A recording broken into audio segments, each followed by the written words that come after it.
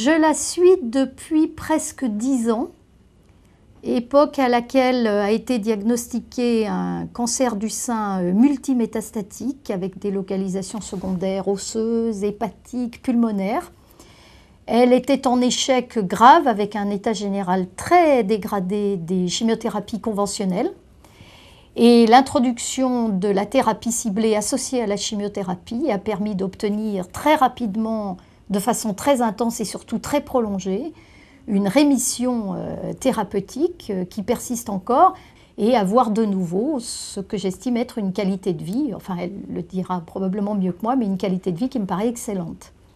Non, je ne crois pas qu'on aille trop loin en disant que l'hôpital constitue un environnement qui ressemble à celui d'une famille où on est tous mobilisés, concernés par les mêmes causes, ramant tous dans le même sens, avec le sentiment quand on arrive le matin que oui, on est dans un environnement familier et les patients comme elle qui viennent depuis des années, qui connaissent les gens, qui en appellent certains par leur prénom, ont, je l'espère, de temps en temps, même s'ils sont réticents toujours à venir à l'hôpital, ce sentiment qu'ils sont dans un environnement qui peut simuler une deuxième famille, disons. J'ai eu mon cancer en 2000 et au départ, la chimio, donc j'étais dès le départ métastasée, le foie plein de métastases. Alors j'ai dit, vous ne pouvez pas couper. On m'a dit, ben non, il faut carrément enlever le foie. Bon, ça m'a fait quand même un petit choc, mais je n'ai pas pleuré pour autant. Dès que j'ai eu le traitement, les métastases ont disparu assez rapidement. Voilà. Vous voyez, à un moment donné, on m'a proposé que si je voulais aller faire mon traitement à la maison, c'était possible. J'ai dit non, j'aime mieux venir ici. Pourquoi ? Eh ben, déjà, je pense que si j'ai une question à poser, c'est plus facile de poser cette question à... C'est plus sécurisant ? Oui. On se sent moins isolé. Ah oui. Si on a besoin de quelque chose. Voilà, d'une part. Et puis, tout le monde est très sympathique, ça se passe très bien, on rit aussi. Et puis en même temps, je me repose, je peux lire, qu'à la maison, hein, j'ai toujours autre chose à faire. D'accord. Si vous voulez, c'est assez curieux. Au fond, on se trouve comme nos étudiants, c'est-à-dire que tant qu'il n'y a pas d'examen, tout va bien. C'est la veille de l'examen qu'on angoisse. C'est quand on va à l'examen parce qu'il y a le professeur qui va donner les notes après. Hein, quand on va passer un scanner, quand on va passer une radio, enfin tous ces éléments qui sont des témoignages de l'état de santé, ben, on est inquiet.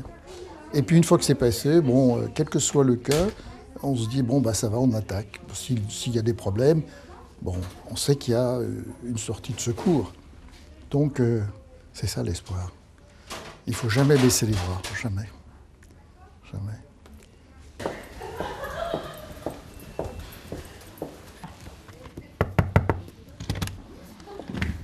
À ce moment-là, on verra comment est le marqueur, parce qu'il faut quand même bien qu'on suive le voilà, marqueur et qu'on se tienne prêt éventuellement à modifier le traitement s'il y avait bon, des anomalies au scanner, il n'y en a pas du tout de visible actuellement, mais s'il y avait une montée du marqueur. Vous repérez ce qui ne va pas. Bah, c'est comme ça qu'il faut qu'on fasse, qu'on se tienne prêt à changer de traitement dès qu'il y a quelque chose qui se modifie. Du coup, quand c'est pris au départ, enfin, la preuve, hein, je suis là. Voilà, exactement.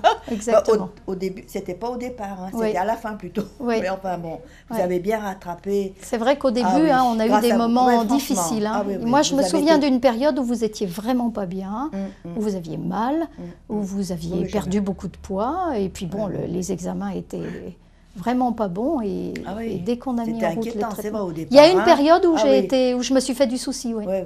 Et je me souviens, mon mari m'a dit, au début, j'ai eu plusieurs visites avec vous, et donc il m'a dit, Madame Trier-Noir avait le sourire là. Et donc, je suis sûre qu'il y a quelque chose de bien. Voilà. C'est important pour tout le monde qu'on communique tous ensemble. En fait, c'est une histoire d'équipe, c'est pas tout seul dans son coin qu'on va pouvoir arriver à progresser, c'est vraiment s'y mettant tous. Et puis les équipes infirmières aussi, on en profite pour dire comment c'est important qu'elles soient là et tout le travail qu'elles font qui est formidable. Et pas seulement du travail technique, on en parlait tout à l'heure. C'est pas seulement du travail technique. Voilà, c'est un travail aussi de présence, d'écoute. Tout est important. Voilà. c'est vrai. Alors, non seulement on a un effort de recherche qui est majeur, mais surtout, on a toujours eu à cœur de s'occuper aussi de tout ce qui est la prise en charge globale des personnes qui sont touchées. C'est pour ça qu'on a en fait lancé un programme qui s'appelle CAP, pour Cancer Action Patient, il y a 1 an. Un programme qui est dédié à aider les associations de patients qui ont des projets pour prendre en charge la qualité de vie, pour améliorer la qualité de vie des personnes qui ont un cancer. Nous sommes dans différents domaines thérapeutiques et pour nous, l'oncologie est un nouveau domaine d'investigation. Le domaine de l'oncologie est un domaine dans lequel il y a beaucoup de progrès, beaucoup d'innovation. Et il est pourtant paradoxal aujourd'hui que l'anémie et sa prise en charge reviennent sur le devant de la scène. Eh bien, l'approche patient, elle doit évoluer, tout simplement parce que les patients évoluent. C'est ce que dit le plan Cancer 2, qui parle des patients après le cancer et qui parle aussi des patients lors du dépistage. Donc, dans ce cadre, il nous semble que la principale problématique, c'est la mise en relation des professionnels de santé qui interviennent avant et après le cancer. Nous nous engageons sur des programmes qui permettent donc aux médecins généralistes, par exemple, de découvrir le dépistage du cancer du côlon. C'est ce que nous avons déjà mis en place. Alors, ces ERIC, qui sont, comme tout le monde le sait, les espaces de rencontre et d'information, sont nés d'une idée à l'Institut Gustave Roussy, que nous avons pu mettre en œuvre avec donc le soutien de la Ligue contre le cancer et qui maintenant regroupe plus de 30 établissements dans toute la France. Je pense que l'information vis-à-vis des patients est de plus en plus transparente, de plus en plus honnête, de plus en plus complète.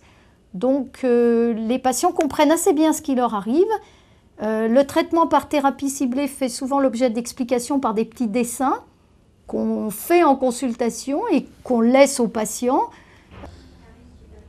Bien sûr, là on ne vit pas une vie peut-être tout à fait normale au sens commun, mais elle vaut la peine d'être vécue. Elle vaut la peine d'être vécue. On a pris ça aussi à la dérision, ben, peut-être parce que ça allait du bon côté aussi, hein, il faut le dire.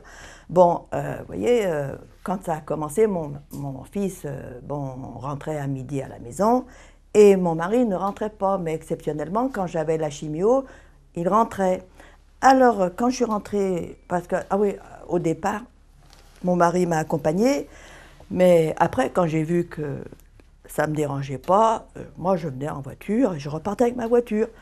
Et donc, quand je suis arrivée le soir, il y a mon fils qui me dit « Ah, maman, devine ce qu'on a fait aujourd'hui, qu'on a mangé. » Alors, j'ai dit « Ouais, 500 grammes de pâtes à 2. » Alors, il me dit « C'est quand ?» Alors, il était content. Hein. Mais il dit « C'est quand ta prochaine chimio ?» Vous voyez, c'est pour dire qu'on n'a pas pris ça.